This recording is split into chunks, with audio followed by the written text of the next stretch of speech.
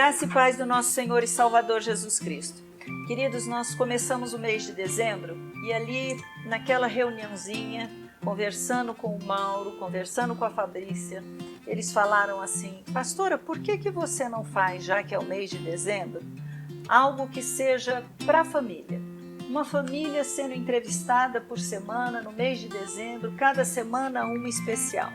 E na hora que foi falado isso, a primeira família que veio à mente foi a de vocês.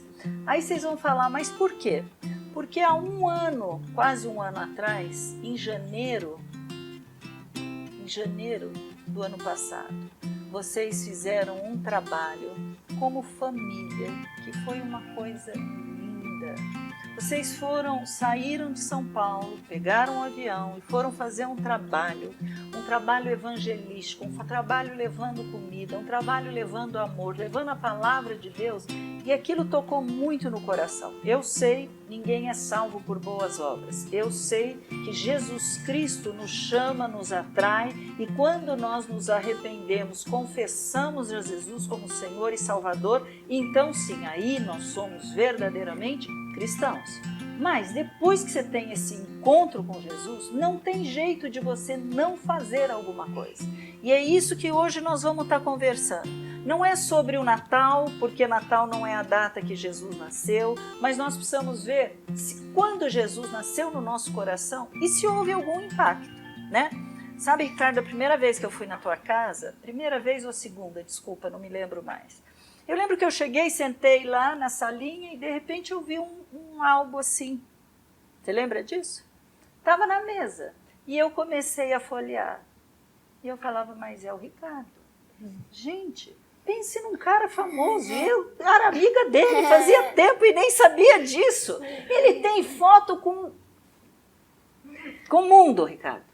Uma época gostosa, né, pastora? Não é? Conta o que você era, o que você fez para ter essas fotos e com quem você tem essas fotos. Gerou curiosidade.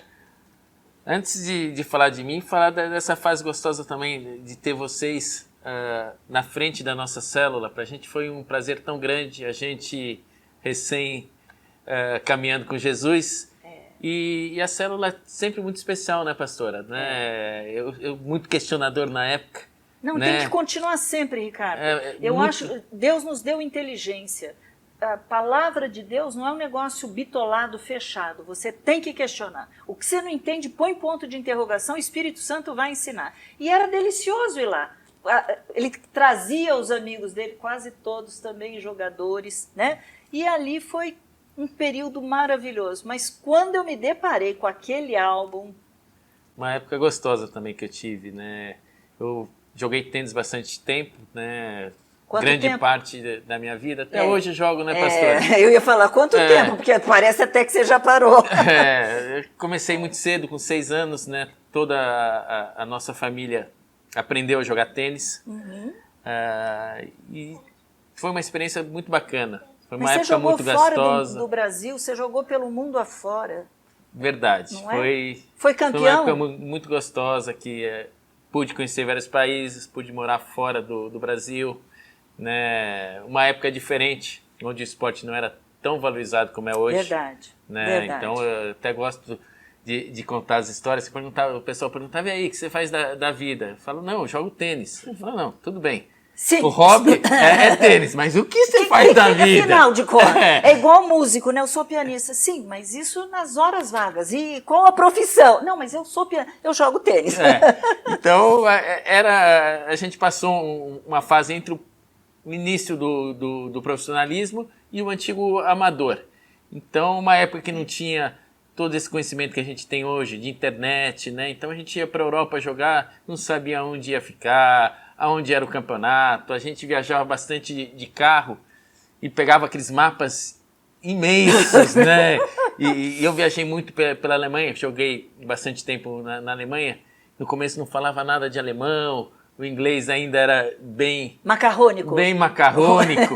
Então foi uma fase muito gostosa, bastante aprendizado. Mas você não era de Jesus naquela época? Jesus me alcançou bem depois, né, pastora? Bem depois. Mas a sua linda já era. Eu era. Você já tinha se convertido. A família, né? Sua mamãe, vovó, não é isso? Conta um pouquinho, Malu. Eu nasci num lar cristão, evangélico, numa família luterana. Mas minha avó sempre com muito afinco, assim, levando a gente, falando de Deus, falando de Jesus. Mas não tinha ainda caído a ficha, né?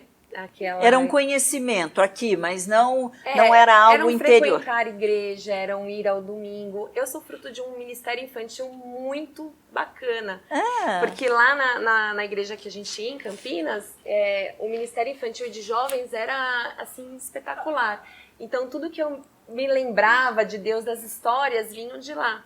Mas depois, na adolescência, eu acabei me desviando. Eu tinha sempre Deus comigo, mas me desviei. A gente vai atrás de outras coisas. E aí, depois, mais tarde também... Assim, já casada? Ricardo, já casada, é que realmente caiu a ficha. E eu acho lindo, porque a primeira vez que vocês entraram na igreja, né? Eu me lembro que você pegou um livro, né? Que é o livro que a gente dá até hoje para toda pessoa que chega aqui na igreja.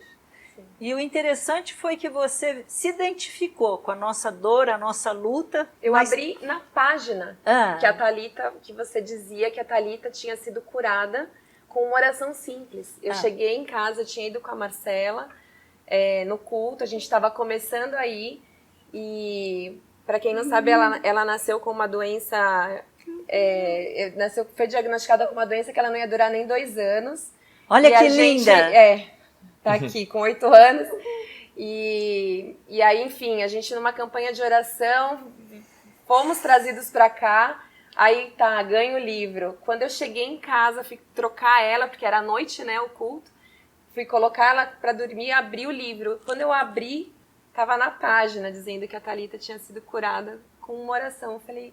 Naquilo veio algo em mim, eu falei, eu quero isso pra mim, vai ser isso com a Marcela.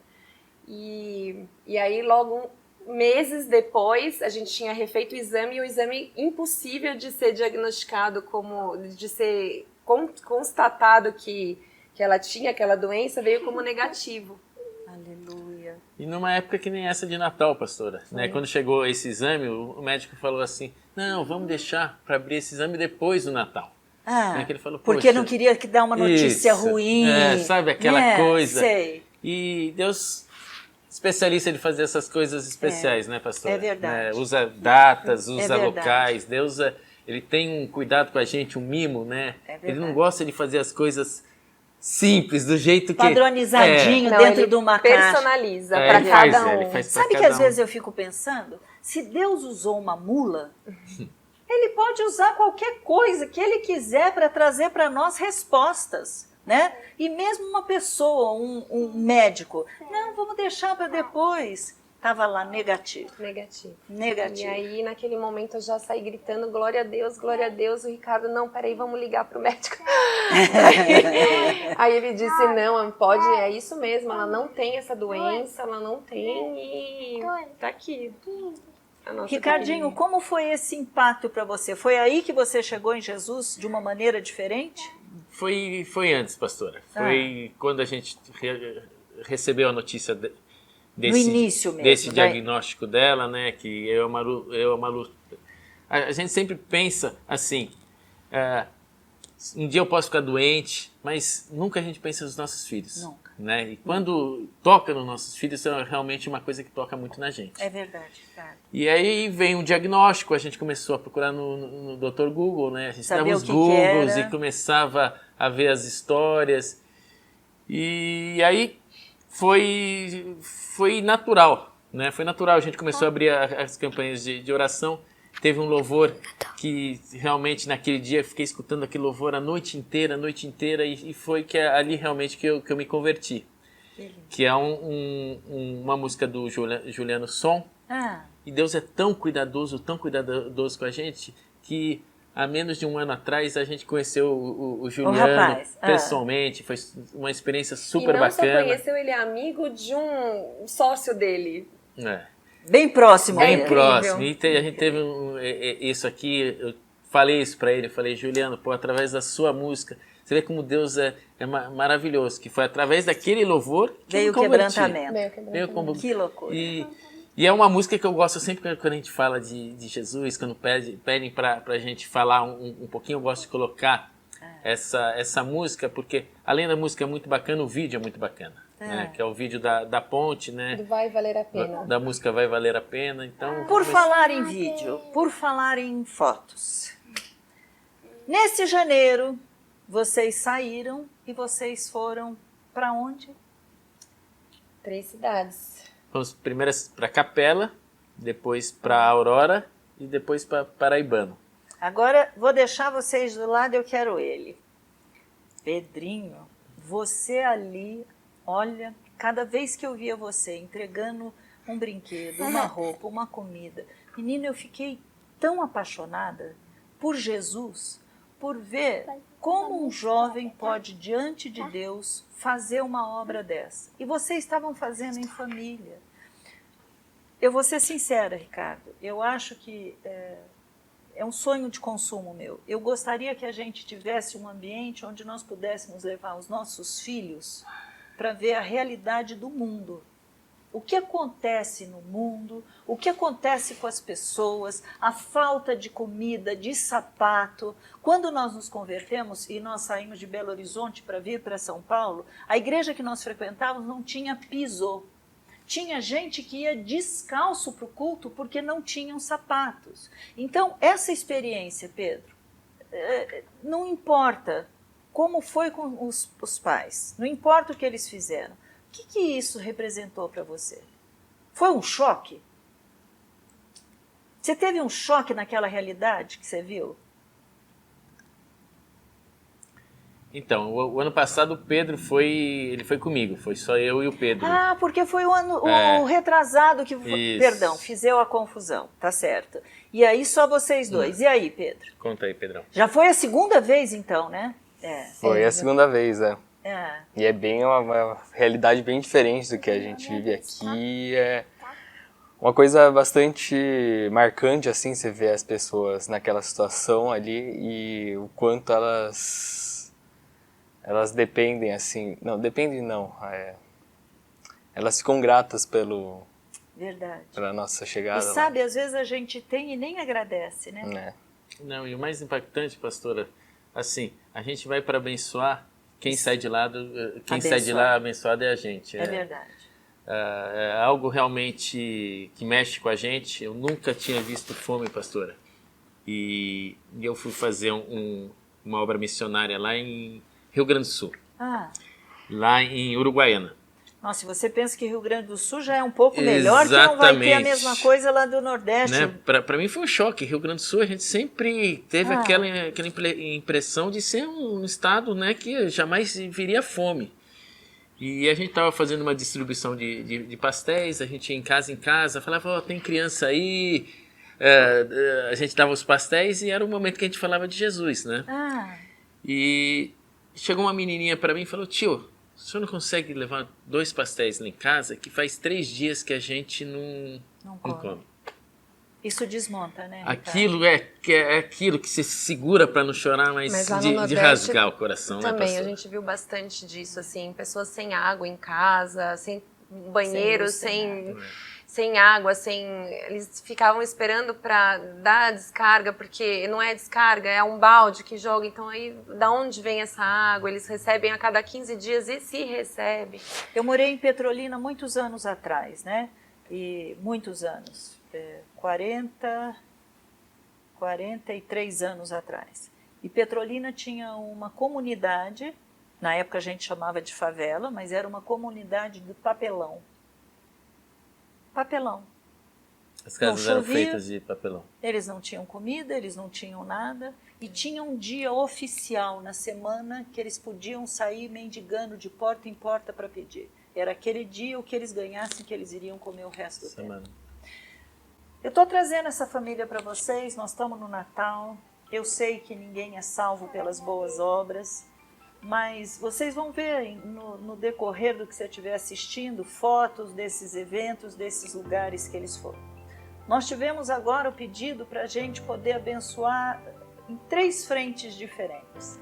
graças a Deus, a gente conseguiu fazer isso. E parece que é tão pouco, né? Você vai dar uma cesta básica, você vai dar um panetone, você vai dar um brinquedo, você fala assim, mas... né? Aí você pensa na fartura da tua mesa, que você vai ter, né? Ai, não gosto disso, isso eu não quero. Oh, queridos, comece a pensar que você pode fazer diferença, que você, naquilo que você tem que ser muito grato. Deus tem sido fiel na tua vida. Neste Natal, o aniversariante, ele tem que ser convidado para estar ali no teu lar, para estar junto com vocês, e o coração nosso cheio de gratidão, porque até aqui nos ajudou o Senhor. Nós somos o que somos por causa dele. É pela graça dele que nessa pandemia nós temos conseguido sobreviver, fazer coisas e ainda ser vitoriosos, porque nós também estamos trazendo para vocês pessoas com testemunhos de venda de casa, arrumando emprego, pessoas que estão fazendo negócios agora na época da pandemia, não é verdade? Então nós temos muita coisa para a gente agradecer. Então, eu e a Marcela, nós temos um recadinho para você neste final de ano, neste Natal que você vai ter com a sua família. Agradeça seus pais, agradeça quem está do teu lado, e mesmo que você fale assim, mas eu não tenho ninguém, tem sim. Tem uma promessa de Deus que diz, eis que estou convosco todos os dias até a consumação do século. Você nasceu para fazer a diferença, você é filho do rei e você pode, não porque você seja capaz, mas porque você pode mudar pelo menos aquilo que está em volta da tua vida.